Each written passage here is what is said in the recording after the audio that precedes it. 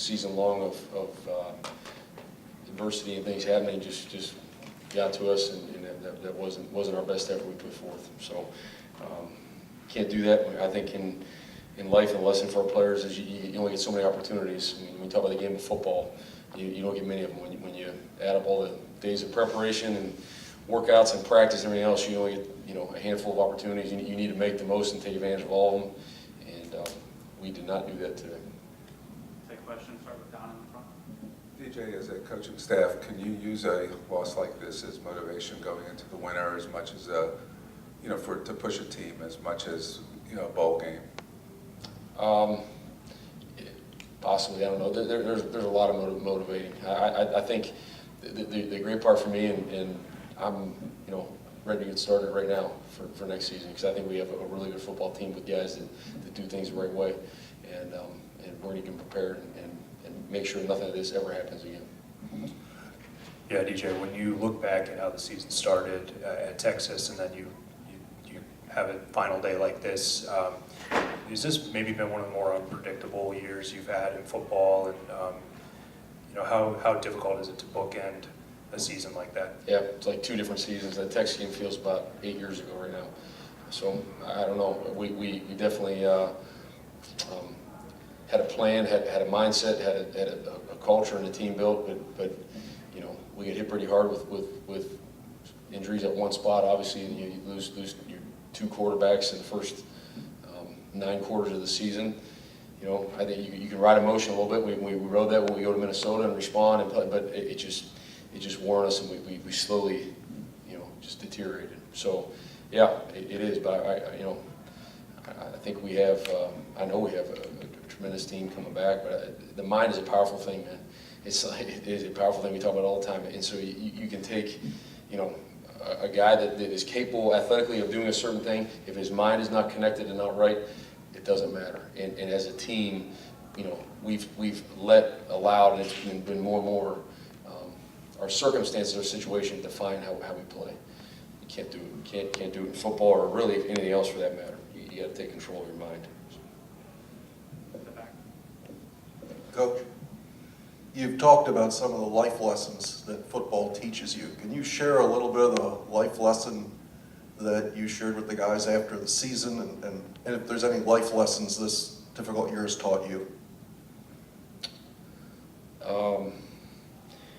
There's a lot of life lessons. I don't know, hard to just boil that down. It's hard to sum it and group it all in one thing. Maybe I'll point out this way. You take a guy like Jermaine Carter. Jermaine Carter is a guy that just gives his all for his team. He's about everything you'd want a young man to be. And so he goes and prepares and does all this all year long with the expectation of having a great senior year and winning a lot of football games. And you know what? He deserves that. He deserves that. And he didn't get that. So there's a life lesson. You just working hard or doing what you're supposed to do doesn't always guarantee you're going to get out of something what you put into it. It's a hard lesson to learn. But the great part for him that he can build on is he never changed the way he approached the game, how he prepared. He was still practicing as hard as ever on Wednesday and Thursday of this week as he was back to the first week of the season in Texas and whatever else. So, you take a guy like that, he's going to be successful. He has football in his future, and even after football, he's going to be great at doing something. And I think others need to look at that and maybe learn from it. It didn't quite do it the same way.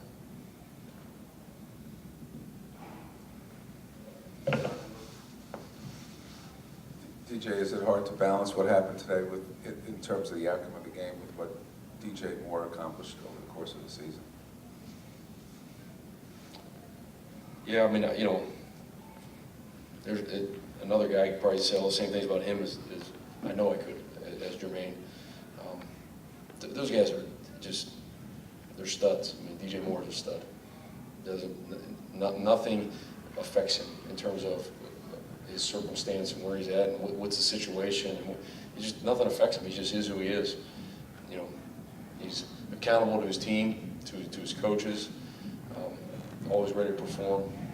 So he set the school record, and it's well deserved. And when you think about believe it said he's had 8 quarterbacks throw to him during the time of his career. That's, you know, that's a remarkable stat. In many ways, you can flip that a lot of different ways, but I'll say this, that tells you a lot about that young man. You know, usually if a guy with that many catches and those types of yards, there's a rapport built with one guy where it's usually a tandem, and he's had anything but that. And you know, so well deserved. Obviously, I know one thing: he's not sitting there right now happy about that record. He's you know, disappointed about the loss. That's who he is. DJ, you mentioned that you're confident that you have a really good team moving forward. What positives do you take from this season that lends you to that confidence that you do have that really good team going forward? You know, the positives really are, and you can say this until we're going in this last year. This is the first time I really felt like we didn't compete, and that's disappointing. I'll tell you this: there's the margin between winning and losing is small. It's very fine, and like I talked about the mindset earlier, and I think, you know, it always what it is. You can't. It's just how the season goes. But you take our team and our mindset at the beginning of this year, and if we're able to stay healthy and at the quarterback position and keep playing, I think things go a lot differently. But they didn't. But the thing is, I think you learn a lot of lessons going through this, and so. We got a group of guys that are determined. I know the level we're recruiting. We got a very talented young team. It's just the make of our team right now. We have a group of older guys that had not really won in their career, and a group of young guys that don't know how. So we're kind of out there, you know. And so like you need to have a team to respond to these types of things that's been through it and you know has some, you know, a solid backbone about like, hey, we've been here, done that. We'll be fine and weather the storm. We're not there yet. It's a process. But building a football team is a process. You know, there's a lot to it. There's a lot of guys that play. You need depth on your team, especially making it through a Big Ten schedule. And so I know we're recruiting the right guys. We're talented guys about the right things. Guys that are high character, that care about their teammates, care about their performance. And so we're just keep coaching them, keep adding to it, and develop them. John, 2 more. DJ just touched on recruiting. How important in the next few weeks before that December 20th date to sort of lock guys in and then maybe try to sign other guys? Yeah, it's really important. The early signing date is a new thing this year. We'll see how that goes. But we got a great class committed right now who, to their credit, just the type of young men we're recruiting here, they haven't wavered. They've all been solid, and so we'll have to see that through for the next couple of weeks. And we plan on signing a lot of guys here in this first signing day in December. And yeah, that'll be big. And just to follow up, you don't think the way the season ended and today would affect anything? I don't know, Don. I mean, it's recruiting. I don't know. I mean, there's no guarantees. No guarantees in recruiting. I don't know. That's every year, no matter what. We could win that game the other way, and still, it's recruiting. So we'll certainly work like crazy, like we always do as a staff, to solidify the class and get all these guys signed. But we got a great class coming in. DJ, I'm sure you could probably get better across the board in every position, but is there one or a few priorities that you look at with your team, just where you really want to improve, get the quarterbacks healthy, get better on the defensive line? Is there things like that you're thinking of going into the offseason where you feel like you guys really have to improve?